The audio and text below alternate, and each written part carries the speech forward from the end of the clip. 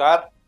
आप देख रहे हैं द संकेत लाइव और आज हम बात करेंगे एक ऐसे मुद्दे पर जो सिर्फ बांग्लादेश का आंतरिक मामला नहीं, ये मुद्दा मानवाधिकार, लोकतंत्र और दक्षिण एशिया की स्थिरता तीनों की परीक्षा है। बांग्लादेश में अल्पसंख्यकों विशेषकर हिंदुओं पर हो रही हिंसा अब किसी एक घटना या क्षणिक उन्माद का परिणाम नहीं रही। ये अब एक सिलसिलेवार, संरक्षित और संस्थागत रूप ले चुकी है। मंदिरों पर हमले, घरों की आगजनी, हत्या, बलात्कार, धमकी, लूट और पलायन, ये सब किसी एक जिले या एक रात की कहानी नहीं। ये संकेत हैं पड़ोसी देश में अल्पसंख्यक होना आज भी असुरक्षा का पर्याय है। और सबसे ज्यादा चिंताजनक है सरकार की चुप्पी, जो कई बार निंदनीय उदासीनता में बदल जाती है। अब सवाल यह है कि हिंसा क्यों बढ़ रही और इसे रोकने की इच्छा शक्ति क्यों नहीं दिखती। देखिए, शेख हसीना सरकार खुद को धर्मनिरपेक्ष बताती है, मगर जमीनी सच्चाई अलग है। प्रशासनिक इच्छा शक्ति कट्टरपंथी दबाव के आगे कमजोर पड़ती दिखती है। चुनावी गणित, धार्मिक उग्रवाद का भय, सत्ता के अस्थिर होने की आशंका, इन सब के बीच अल्पसंख्यकों की सुरक्षा अक्सर राजनीतिक सौदेबाजी का विषय बन जाती है। और यहीं से समस्या सबसे खतरनाक बनती है, क्योंकि जब अपराधी देखता है कि सजा नहीं हो रही, जब दंगाई समझता है कि पुलिस आंखें फेर लेगी, जब कट्टरपंथी जानता है कि सत्ता उसे नाराज नहीं करेगी, तो फिर हिंसा घटना नहीं रहती, हिंसा रणनीति बन जाती है। और यही वजह है कि ये मामला अब केवल दंगों का नहीं, ये मामला संस्थागत दमन का बनता जा रहा है। जहां कानून का डर खत्म होता है, वहां भीड़ का राज शुरू होता है। और भीड़ का राज किसी सभ्य समाज की पहचान नहीं, राज्य की विफलता का प्रमाण है। अब एक और गंभीर सवाल, अंतर्राष्ट्रीय समुदाय चुप क्यों है, मौन क्यों है?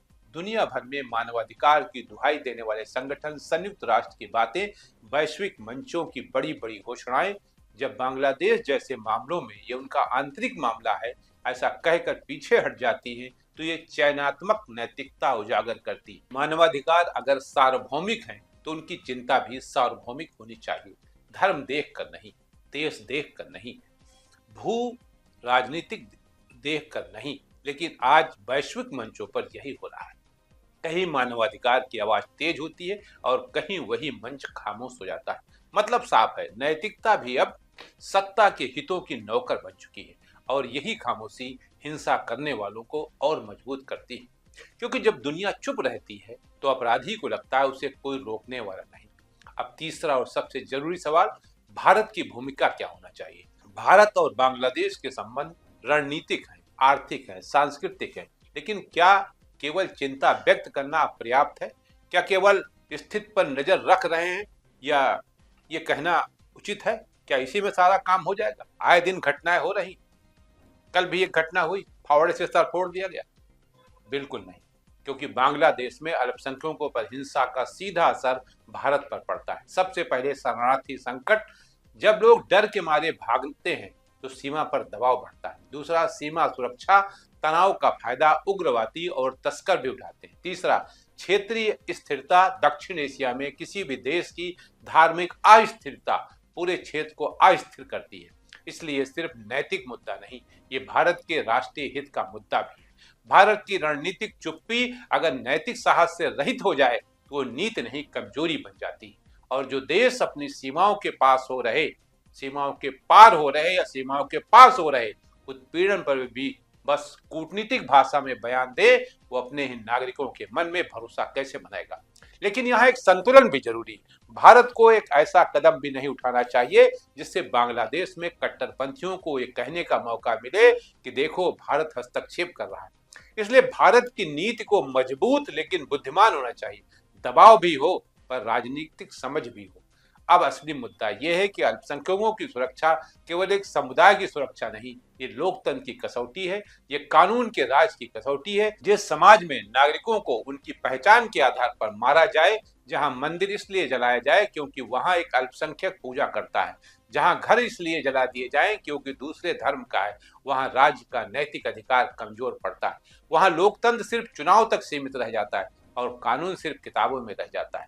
अब बांग्लादेश सरकार को बयान से आगे बढ़ना होगा, उसे सख्त, निष्पक्ष और पारदर्शी कार्रवाई करनी होगी। मंदिरों पर हमला करने वाले कौन है, गिरफ्तारी क्यों नहीं, सजा क्यों नहीं, किन इलाकों में बार बार हिंसा हो रही है, प्रशासन वहां फेल क्यों है, क्या पुलिस राजनीतिक दबाव में काम कर रही है? अगर हाँ, तो ये लोकतंत्र का अपमान है, क्योंकि राज्य का काम अपने हर नागरिक को समान सुरक्षा देना है, और अगर ये सुरक्षा न मिले तो राज्य अपनी सबसे बुनियादी जिम्मेदारी में असफल है। इतिहास गवाह है कि चुप्पी अंततः हिंसा को ही प्रोत्साहित करती है। आज जो चुप है, कल वही सबसे ज्यादा नुकसान उठाते हैं। अब अंत में सवाल यही है कि क्या दक्षिण एशिया में अल्पसंख्यक नागरिक बराबरी और सुरक्षा के अधिकारी हैं, या वे हर संकट में सबसे आसान निशाना बने रहेंगे? ये सवाल सिर्फ बांग्लादेश से नहीं है, ये सवाल पूरे क्षेत्र से है।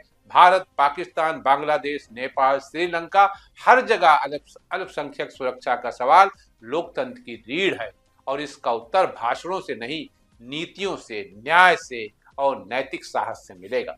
आपकी राय क्या है? भारत को बांग्लादेश पर किस तरह का दबाव बनाना चाहिए? क्या वैश्विक मंचों पर खुलकर बोलना चाहिए? और क्या बांग्लादेश सरकार सचमुच धर्मनिरपेक्षता की कसौटी पर खरी उतर रही है? इन सवालों के जवाब आपसे चाहिए। आज के लिए इतना ही। नमस्कार।